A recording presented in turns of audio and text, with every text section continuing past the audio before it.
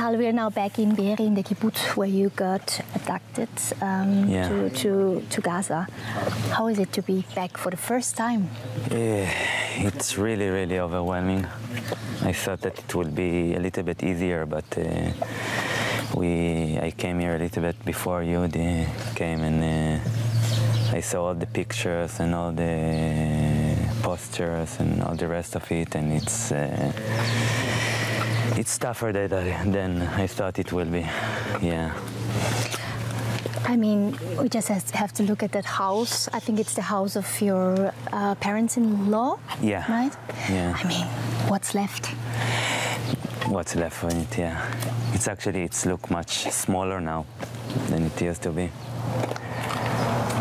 You know, we came and I see all our picture here, and Yula was, still is, like, it felt. So I immediately came to put it again, and it feel like I came to the grave just to, you know, to set the flowers and so on, but everyone leaves. I mean, not everyone, Afshal, unfortunately not, but it's really, really weird situation to be in. Do you think that you're going to rebuild somehow, like Hamas coming back, rebuild somehow? I think there are some people already living here again or trying to rebuild. I don't know yet. I mean, we left Be'eri in 2020. I didn't got into it yet, but I know that there are families that want to come back. There are families that doesn't.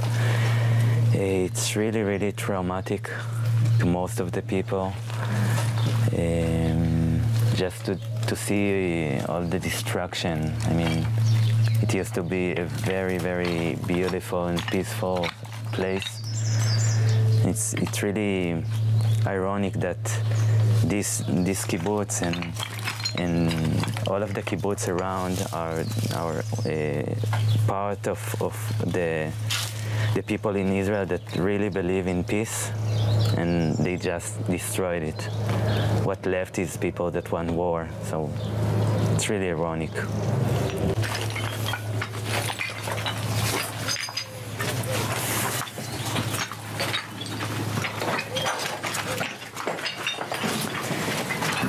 Can I invite you to our salon here? So you didn't lose your humor? No, I didn't. It's part of my strength. And this is what left on this place. Yeah. You talked about peace, that you were trying, that everything is going to be peaceful here, especially here in this kibbutz. Do you think that there is a chance for peace at the end? Well, I lived amongst the Palestinians for more than a year and 4 months. Unfortunately, I think that it is possible, but not now. I mean, it's like like in the Jewish tradition, we have the desert period, 40 years of Moses with the tribes of Israel, and all the elders was needed to pass away, so there will be an opportunity.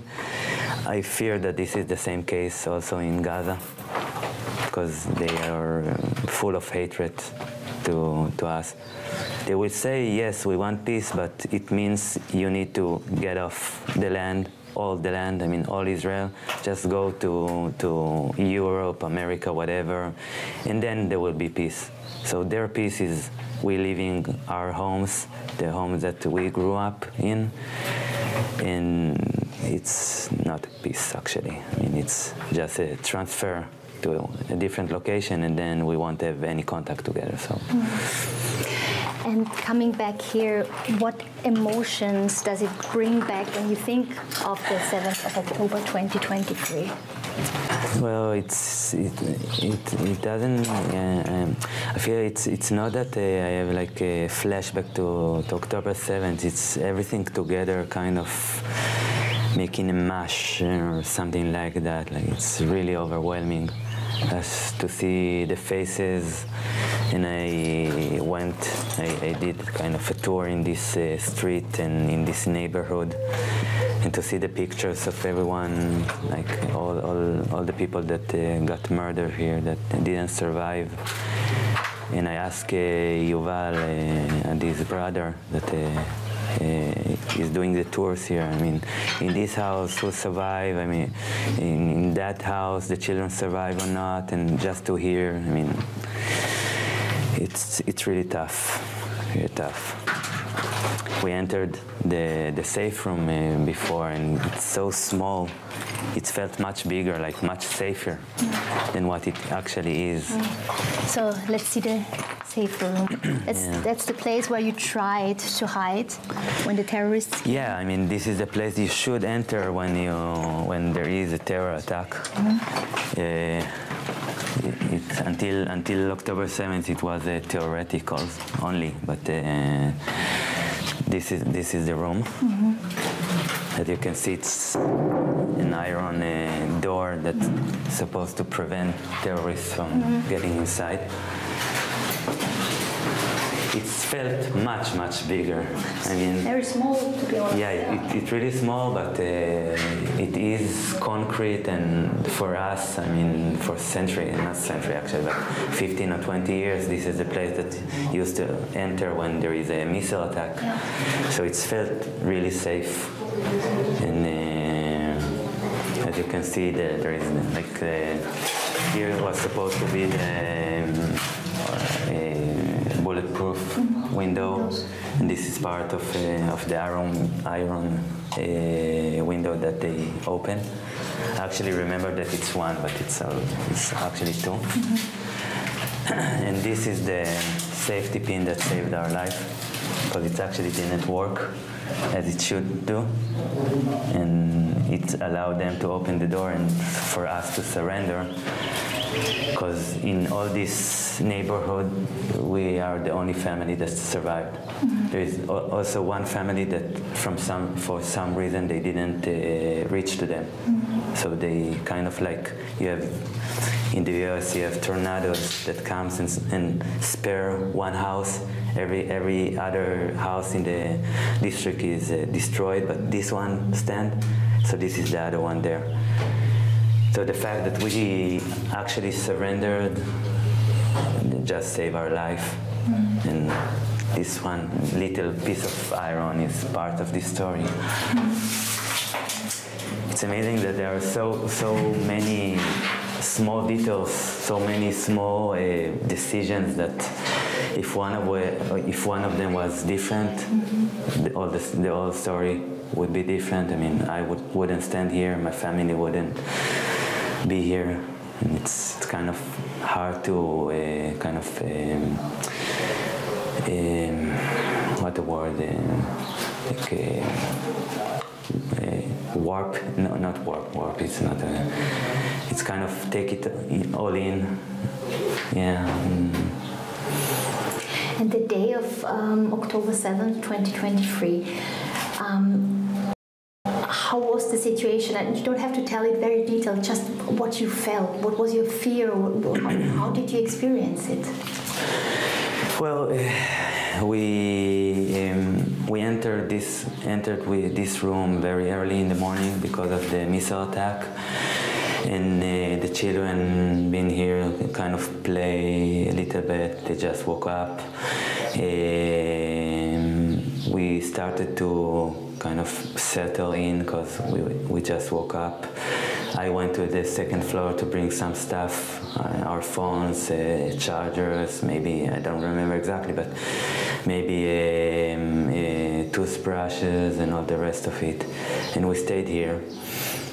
But it started to be like really, really serious and really weird reality when I heard in the front and in the back voices of Arabic speaking men just speaking loudly and joking around and laughing, and I thought to myself, what is going on here? I mean, where is the IDF? Where is the military? how can it even be possible that they are actually here? And then it's escalated really fast. I mean, they breached the window in the next room and entered. They came to the door and tried to open it. Yeah, but I put my pressure on it so it won't open. And then I heard him throwing glasses on the floor.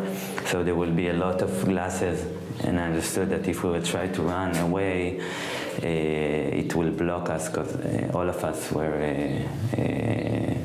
barefoot because we just woke up. And he's here, and we hear other voices here, and we heard like the shuffle, the tractor starting to work, starting to kind of trying to break the window structure. Now, I wondered that the piece of wood that I told you about will be here, but we put like something very heavy and thick to close to put pressure on the door, and it's also saved our life because they couldn't open the door because of it. Yeah. And your feelings, you've been here with your family, with your 2 children, your wife. Were you scared?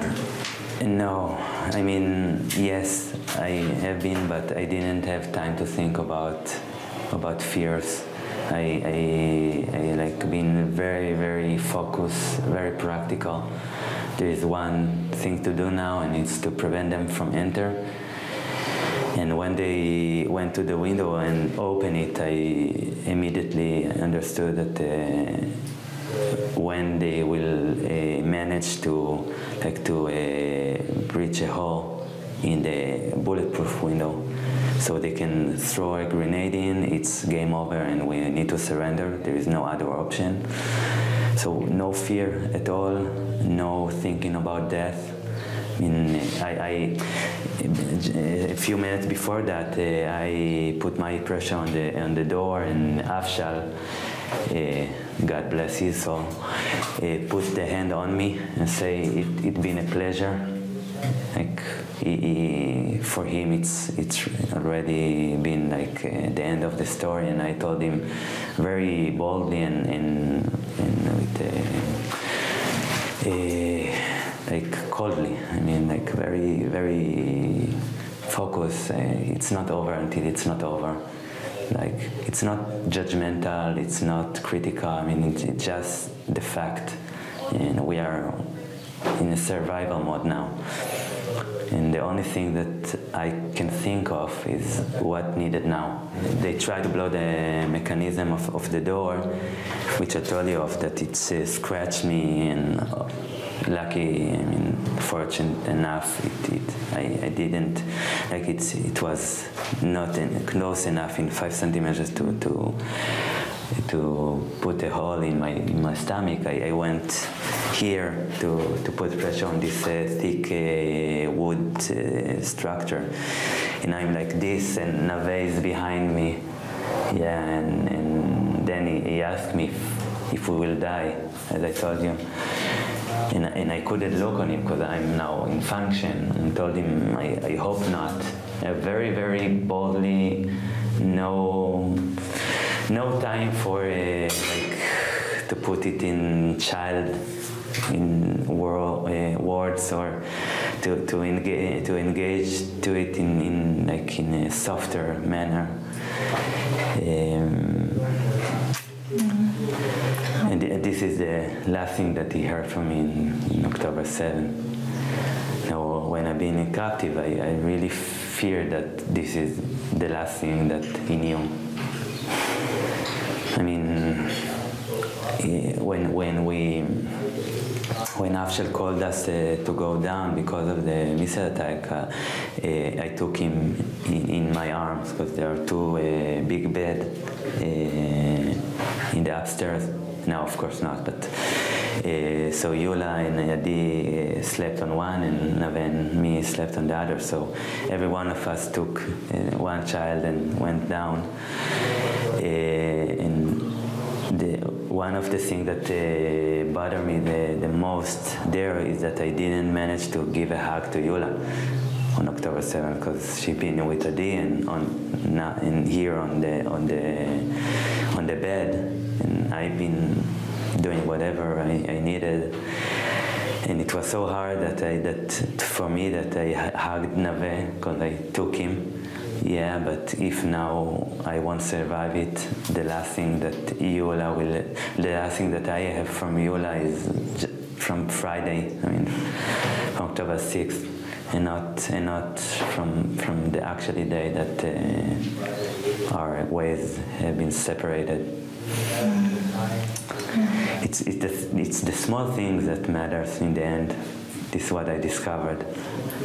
I mean, the fact that I could be with them in the last 1.5 years before October 7, I changed my work and started to work from home, so I can take them out of the kindergarten and school every day, and to be with them in the noon and the afternoon. And it's made a difference for me that if I won't survive it, at least I've been with them a lot of the day, every day for the last 2 years.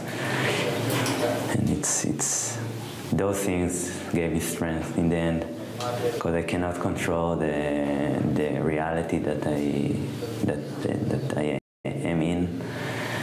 But as I told you, I don't want to regret what was before, and it was a kind of achievement for me to know that I don't have regrets.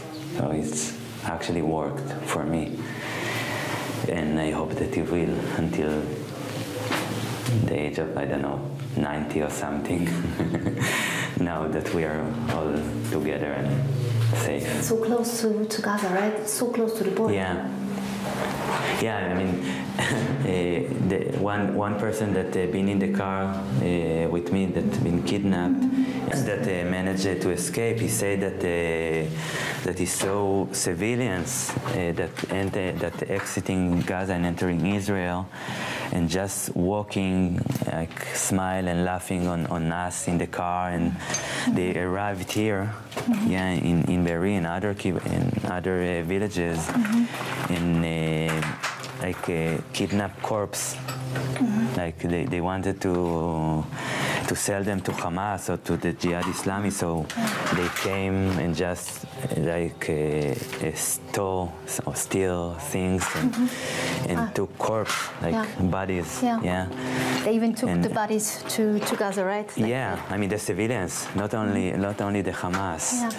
And there are. I heard that there is a picture of a person with a donkey and how you call this? איך קוראים לדבר? Wagon? And a donkey and a wagon with corpse on it, coming back from the kibbutz to Gaza. I mean, it's unthinkable what happened here. So, because there been children in the family, grandsons and granddaughters, this was the room, as you can see. There's not even a roof.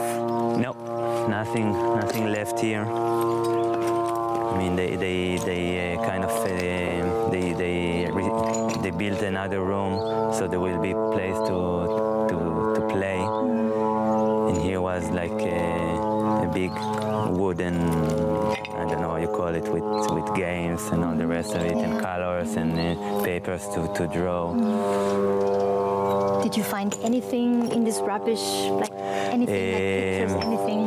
The family here did already. They've been here. They took everything that they can. And now it's only leftovers of destruction. Everything destroyed in only one day, right? Everything destroyed in only one day or a couple of days. I mean, even not one day. I mean, 2 or 3 hours and it's gone. I think, anyway.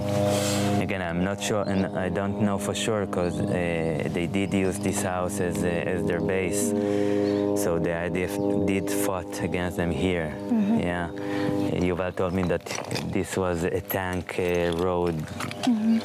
A tank road here. Okay. Yeah, I mean it was flat. Yeah, you can see that it's the dips that the tank did here. Mm-hmm. I mean all of this was green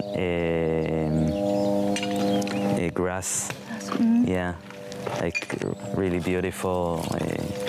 Grass until the end of the neighborhood. Mm-hmm.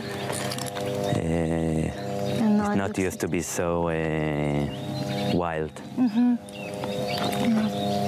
Yeah, I mean, everything was green here and was a lot of trees, and now it's only ruins. Ruins. Yeah. Yeah. So we talked about the 7th of October when you were abducted from here to Gaza. How did you experience your captivity there for 505 days? It's a different reality. I mean,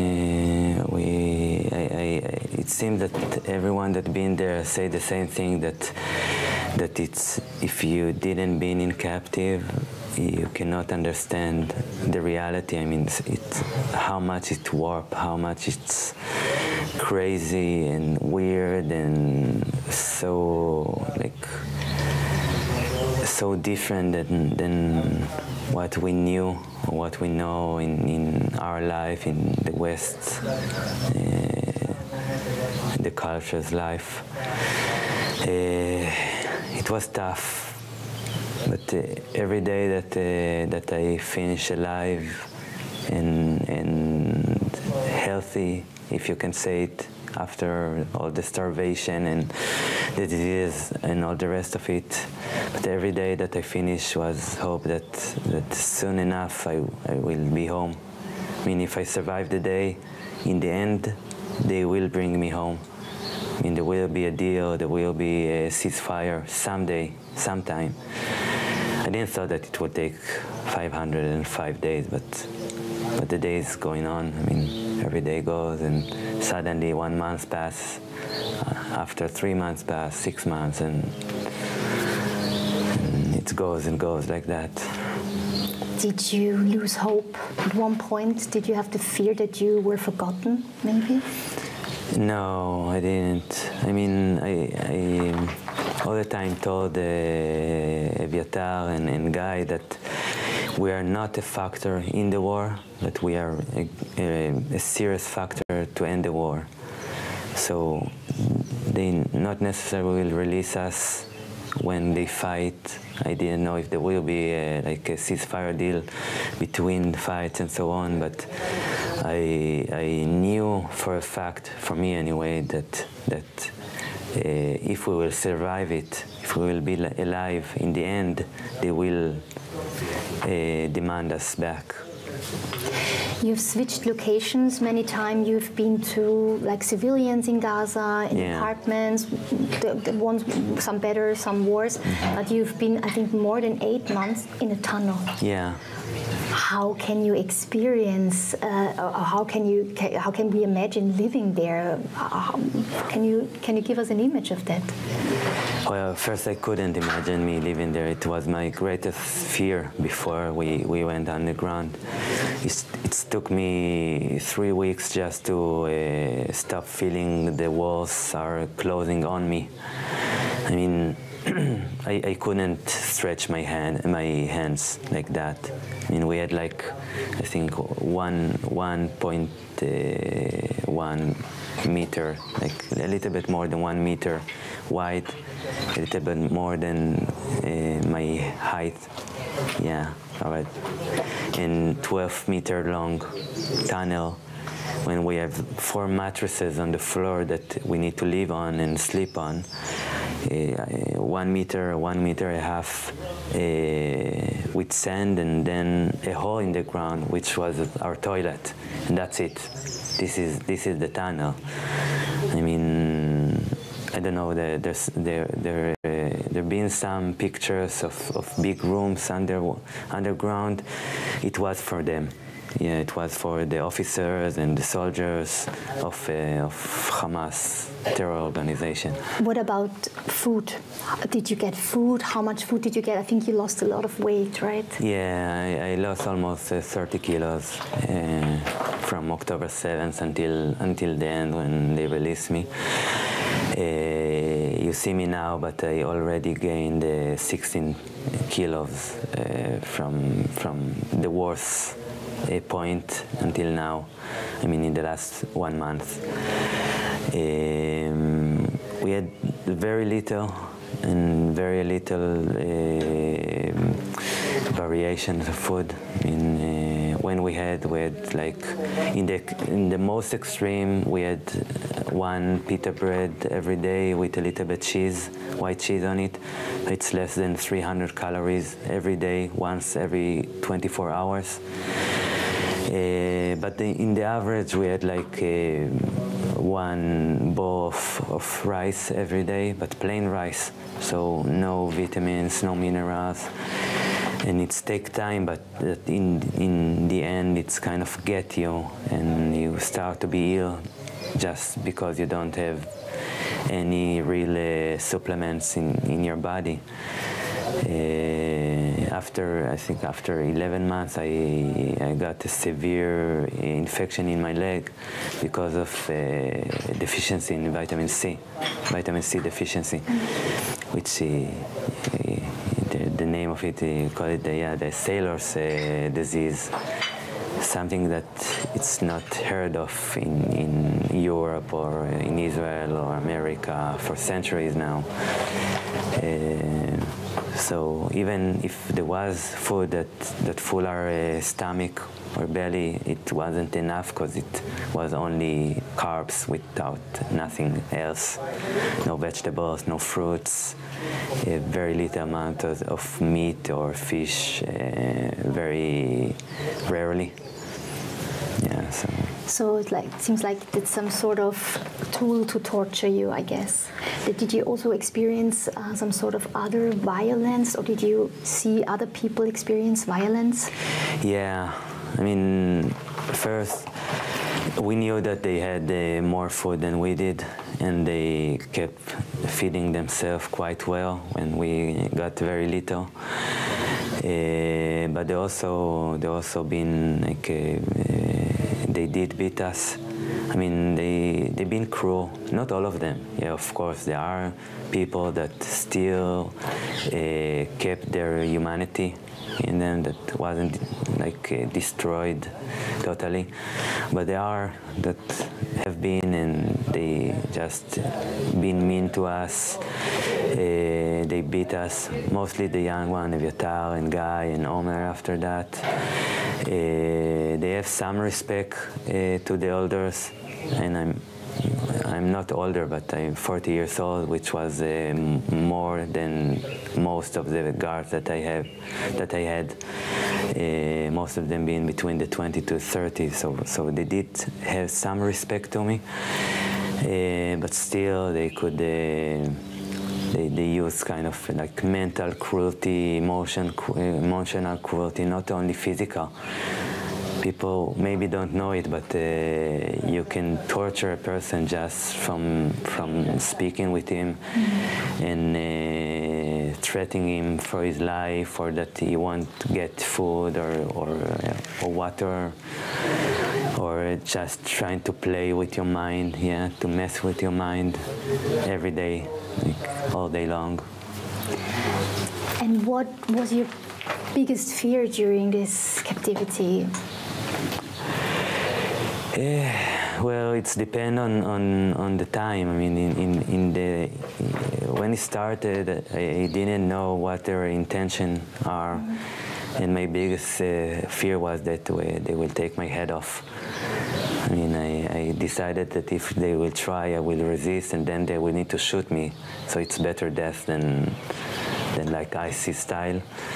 But after I understood, it took some weeks, but I understood that they are not going to kill me. They want to kind of do a deal to get prisoners, Palestinian prisoners from Israel in exchange. My fear was that I won't see my family, or even if they even alive. I didn't know it until the 50th day, if they are alive or not. So it was one of the greatest fear, or if I even be alive to see them again. I think that's it. I mean, I didn't fear from my life as like personally, but more as a father, as a husband, you know, like to just have the opportunity to see my children grow, to protect them, to like be with them in it. Yeah. But at some point, at the story you told us, you even in your head did a funeral for them. Yeah. I mean, the toughest thing that I had when in the first 34 days, I've been alone, like in solitary. With two guards, but still they're Arabic. I'm Israeli. It's not work together so much. So all I had to do is just walk a little bit and think a lot. And I didn't know if my family is alive or not. So it kind of became very compulsive thoughts of trying to analyze the October 7th, try to analyze what happened in here in Be'eri, and to try to assist if they are alive or not. And it was so burden on me that I decided I need to leave the extreme. Yeah, I believe that they are alive. This is one extreme. And the second was that they are dead. So I decided that I need to do a funeral to them. You know, there is research on mirror neurons in our brain that you don't actually need to be in the reality. It's enough that you imagine it, so it will be real to you. So I did a funeral, and there was like a big grave for Adi, and small ones for Nave, Yula, and all the community of my village are behind me, and just give them like a speech for every one of them, like near Adi, and then I go to Nave, and then to Yula, and it was the toughest thing that I did in my life. I mean, it was so real, so emotional, and eventually also I mean, it made me so relieved that now I can move freely in myself, because I have both ends in me now. Yeah, I do not afraid from the fact that they might be dead. They might be murdered in Be'eri, or in Gaza, or whenever, or whatever. I mean, yeah. That you all survived and you're together now. What? You all survived and you're together. Yeah. On the fifth day, they actually one of the Hamas officers brought me a letter from Adi that described that they've been captured and kidnapped to Gaza. They've been treated well. They are alive with her mother Shoshan and her aunt Sharon and her daughter Noam, and all of them are getting released today. I mean, in the 50th day. So it was really, really helpful to me to survive the rest of the captive. Just to know that they are well and back in Israel. Omer Wenkert? Omer Wenkert. Yes. Omer Wenkert, He was talking about you in an interview because he was with you in captivity for quite a long time. And he said you were some sort of guide for him. You have given him the tools to survive. Yeah. What tools did you give him? What tools did you have for yourself? From very young age, I'm practicing like self-development, or I call it spiritual development, and searching for tools for life. Now, some of them spiritual, some practical, some from the psychology field, some from Buddhism or other fields. And I found that what the word now? Mindfulness is, or in the field of mindfulness, there are some very good tools to work with. So this is part of the tools that I gave them, because you know, you are underground and you have only concrete around you and sand. You don't have anything else. We didn't have cell phones, TV, computers whatsoever. So the only thing that we can work with, it's our own complex, our own inner lives. So I offer them or suggest them to do like a daily process, to look inside, to try to assess what is going on, what want to speak in them, in quotes, but like to look around inside and see what's going on, to give place, to give a space for the emotions, for the feelings, not to suppress them, but to let them go outside, let them be. Yeah. Again, very quickly, the feeling when you experience that you can go home and your two other friends can't. Yeah. I mean, I remember it when they actually told me that I'm going to be released in the next few weeks. I kind of had like this big release, like it's actually becoming reality. It's actually it's not a fantasy anymore. I mean, all the time I needed to hold myself like intact, not to break apart, all the time to balance myself, to see that I'm well, and suddenly I can release. Like, I still had a few weeks in underground, yeah, but to hear my name in relation to the deal, it was like, wow, suddenly or finally it's happening. But with that, I still have two brothers, new brothers that I left behind, in the tunnels, and they are still there. And I hope that soon enough they also will have the opportunity to feel this feeling and to know that their fantasies also becoming the reality. Mm-hmm. This is the sad part of it now. And as the final question, Austria also, since you're also Austrian citizen, Israeli Austrian citizen, Austria also put pressure on Israeli government and so on, and tried to put effort on your release. What do you expect now from Austria? Maybe still being part of this conflict, of the situation, trying to put pressure to maybe free all the other hostages? Yeah. So first, I have no expectation whatsoever from anyone, only gratitude, and it was so overwhelming to hear what the Austrian people and Austrian government did for my release and did for the family, and what a big hug and good manners they gave them. I mean, it really, I spoke with the president and the counselor and the previous counselor with tears in my eyes, because it's actually so amazing.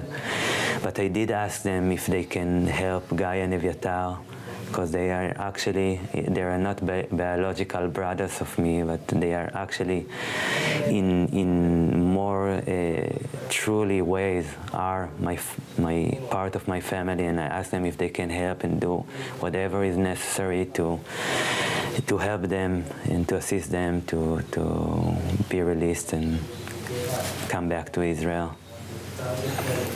Thank you very much, Tal. Thank you very much for this interview, for these very moving words. Thank you so much for opening up to us. Yeah.